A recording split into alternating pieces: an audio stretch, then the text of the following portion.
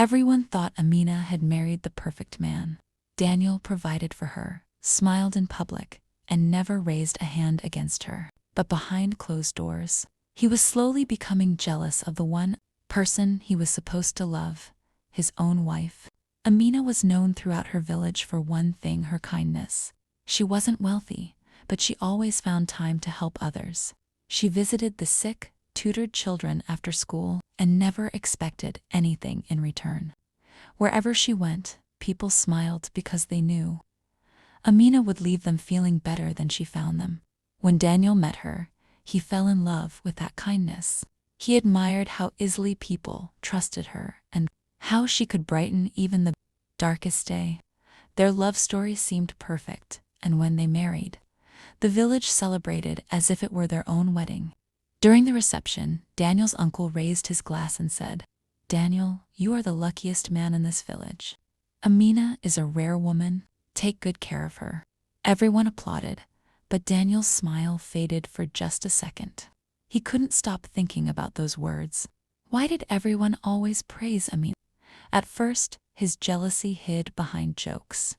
Whenever someone complimented Amina's cooking, Daniel would laugh and say, "Don't praise her too much. She'll become proud." People laughed, believing he was only teasing. Even Amina laughed. One afternoon, after months of saving money from her small tailoring business, Amina bought herself a beautiful blue dress. Excited, she hurried home to surprise her husband. "What do you think?" she asked with a bright smile. Daniel looked at her without smiling. "Who bought that dress?" "I did," she replied proudly. "I've been saving for months." His face hardened. Women don't suddenly start dressing like this unless they're trying to impress someone. The joy disappeared from Amina's face. Without arguing, she quietly took off the dress, folded it carefully, and placed it back in the wardrobe. She never wore it again.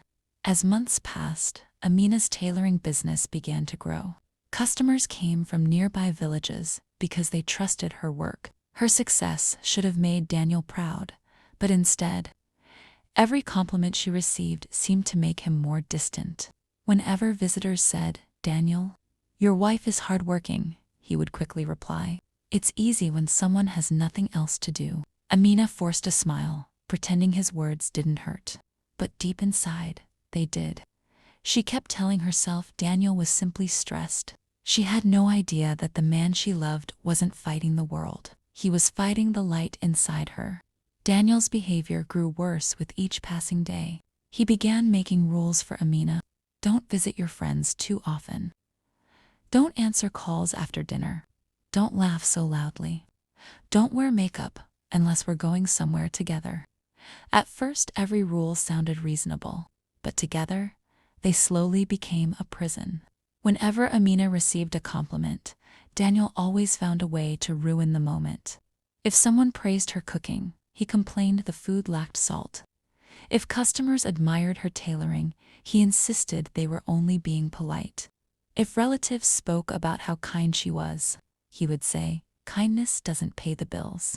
Little by little, the cheerful woman everyone knew began to disappear. She smiled less.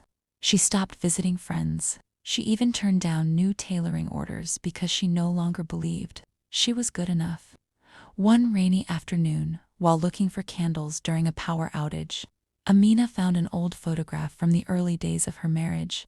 She stared at the woman in the picture. Her smile was bright. Her eyes were full of confidence. Then she looked into the mirror. The woman staring back looked tired and broken. Tears filled her eyes as she whispered, "What happened to me?" A few days later, an elderly neighbor came to visit. After watching Amina quietly serve tea, she gently held her hand and said, "My daughter, a jealous husband doesn't compete with other men. He competes with his own wife. Every time you shine, he feels smaller. So he keeps convincing you that your light isn't worth showing." Those words struck Amina's heart. For the first time, everything made sense. Daniel had never been protecting their marriage. He had been protecting his own pride. The next morning, Amina made a decision. She reopened her tailoring business with confidence. She accepted new customers. She reconnected with old friends. Slowly, the smile she had lost began to return. Daniel noticed the change immediately. One evening he shouted, "You've become too proud." Amina looked at him calmly. "No, Daniel," she said. "I'm becoming the woman I was before you made me believe I wasn't enough." The room fell silent.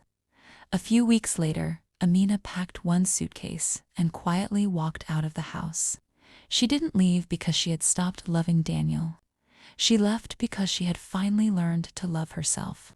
Months later, her tailoring business had grown into one of the most respected shops in the region. One customer smiled and asked, "What's the secret behind your success?" Amina smiled back. "I stopped making myself smaller just to make someone else feel bigger." Sometimes the greatest act of love isn't staying. Sometimes it's walking away from the person who keeps dimming your light. Real love celebrates your growth. It never competes with it.